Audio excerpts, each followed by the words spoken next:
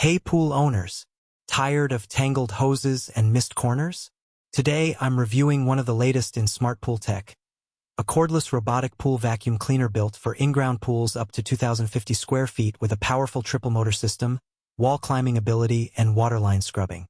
In the box, you get the cordless robotic unit itself, a charging dock, debris basket, and quick start manual. Setup is super simple. Charge it, press the button, drop it in the pool, and let it go. No cords, no hoses, no stress. Cordless design, no external power or pump required.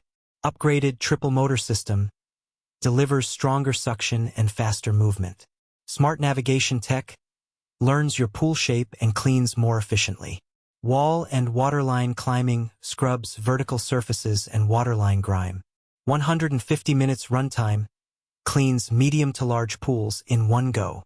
Powerful triple motor performance. It easily picks up debris large and small, and moves smoothly across the entire pool.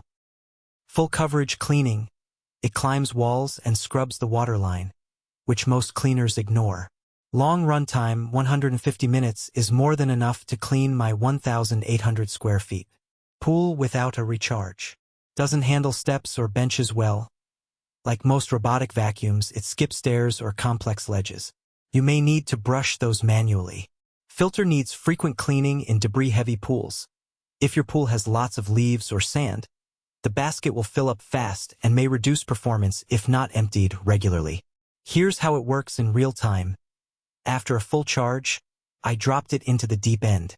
It immediately began navigating the floor, climbed the walls, and even made its way along the waterline, removing a visible ring of grime. After about 2 hours, it parked itself at the pool edge for easy removal. Cleaning the filter took under a minute. Pop it out, rinse it, and it's ready to go again.